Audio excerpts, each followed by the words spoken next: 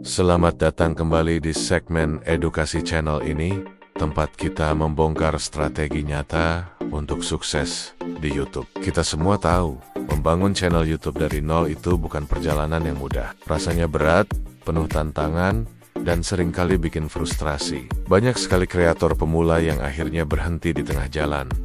Tapi, tahu tidak apa penyebab utamanya? Seringkali bukan karena mereka kehabisan ide konten, tapi karena mentalitas manja yang gampang menyerah saat hasil tidak datang secara instan. Mereka berharap sukses dalam semalam, padahal YouTube adalah sebuah maraton, bukan lari sprint. Hari ini, kita akan bicara belak-belakan. Tidak ada guli-gula atau janji manis. Kami akan membongkar 4 kunci sukses fundamental yang kami terapkan sendiri di channel ini. Ini bukan trik sulap. Ini adalah prinsip kerja keras yang menuntut kedisiplinan, profesionalisme, dan mental baja dari Anda. Jika Anda siap meninggalkan mentalitas pemula yang mudah mengeluh dan mulai bersikap seperti seorang profesional, maka Anda berada di tempat yang tepat. Mari kita mulai bedah satu persatu kunci rahasia ini. Kunci sukses yang pertama, dan ini mutlak tidak bisa ditawar, adalah disiplin dan konsistensi. Coba tanamkan dalam pikiran Anda, YouTube bukanlah lotre atau ajang adu keberuntungan. YouTube adalah tentang membangun sebuah sistem, sebuah kebiasaan yang solid. Banyak pemula berpikir, nanti saja upload kalau lagi mood bagus, atau nanti saja bikin video kalau lagi ada inspirasi. Ini adalah pola pikir yang salah besar dan harus segera Anda buang. Konsistensi berarti Anda punya jadwal unggah yang pasti, dan Anda patuh pada jadwal itu, apapun yang terjadi. Entah itu seminggu sekali, 2 kali seminggu, atau bahkan setiap hari.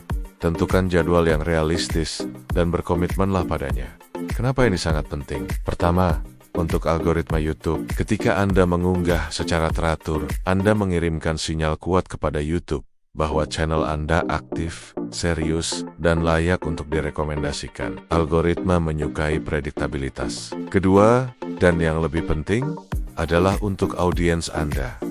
Penonton adalah manusia yang menyukai kebiasaan. Jika mereka tahu Anda selalu mengunggah video baru setiap hari Rabu jam 7 malam, mereka akan menantikannya. Anda membangun sebuah ritual, sebuah hubungan kepercayaan dengan penonton. Mereka akan memasukkan channel Anda ke dalam rutinitas mingguan mereka. Sebaliknya, jika Anda upload seenaknya, bagaimana mereka bisa setia? Bagi para pemula, saya tahu alasan paling umum adalah saya sibuk kerja, saya tidak punya waktu.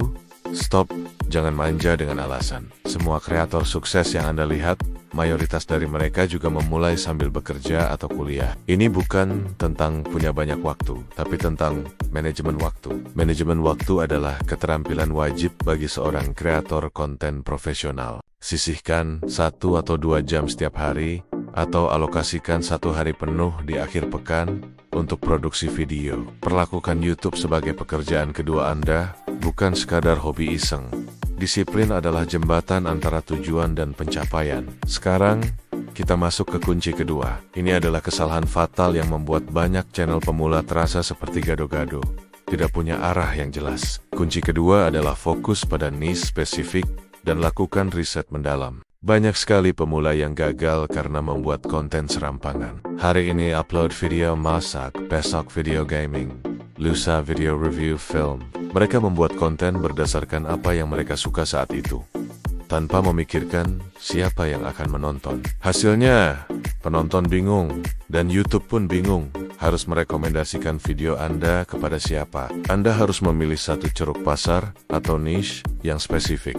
Siapa target audiens ideal Anda? Apakah mereka ibu rumah tangga yang mencari resep masakan simple? Apakah mereka mahasiswa yang butuh tips belajar efektif? Atau gamer yang mencari panduan game tertentu? Semakin spesifik target Anda, semakin mudah Anda membuat konten yang benar-benar relevan dan kena di hati mereka. Jangan membuat konten hanya karena Anda suka. Tentu, passion itu penting. Tapi Anda harus menemukan irisan antara apa yang Anda suka dan apa yang dicari oleh pasar.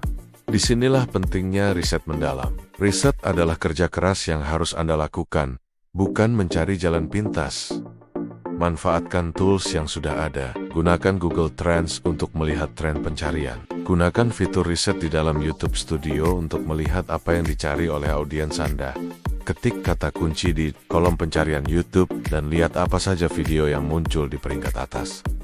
Pelajari judul, thumbnail, dan isi konten mereka. Apa yang bisa Anda buat lebih baik? Riset ini bukan untuk menjiplak, tapi untuk memahami lanskap persaingan dan menemukan celah di mana Anda bisa memberikan nilai yang unik. Berhentilah menebak-nebak, mulailah meneliti. Baik, mari kita lanjutkan ke kunci yang ketiga. Ini adalah area di mana ego sering kali mengalahkan logika, terutama bagi para pemula. Kunci ketiga adalah belajar dari data, bukan berdasarkan perasaan.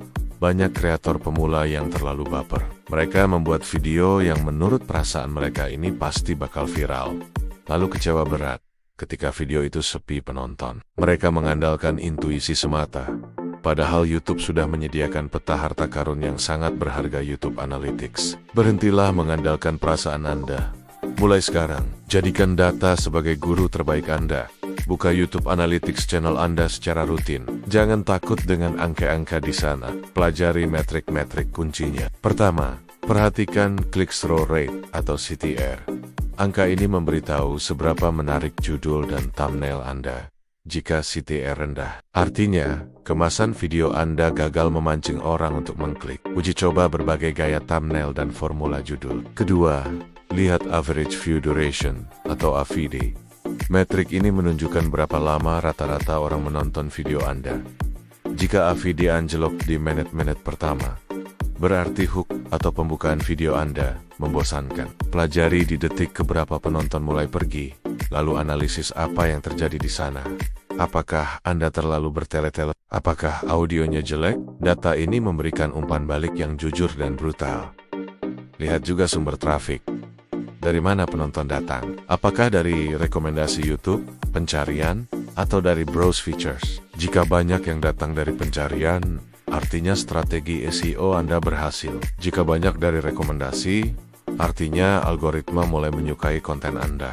Data ini adalah cermin dari kinerja Anda. Jika sebuah konten gagal, jangan salahkan algoritma. Pelajari datanya, cari tahu mengapa, lalu perbaiki strategi Anda untuk video berikutnya. Ini adalah kerja seorang analis, bukan kerja manja yang hanya duduk manis menunggu keberuntungan datang. Kita sampai pada kunci terakhir, dan menurut saya, ini adalah kunci yang paling fundamental dan paling sering dilupakan. Kunci keempat adalah ketahanan mental, atau mental toughness. Anda bisa punya konsistensi yang luar biasa, niche yang tajam, dan analisis data yang jago, tapi jika mental Anda selemah kerupuk, Anda tidak akan bertahan lama di platform ini. Percayalah, perjalanan di YouTube itu brutal. Ratusan video pertama Anda mungkin tidak akan mendapatkan banyak penonton. Mungkin hanya ditonton oleh Anda sendiri, ibu Anda, dan beberapa teman dekat. Anda akan mencurahkan waktu berjam-jam untuk sebuah video yang hasilnya hanya 10 views.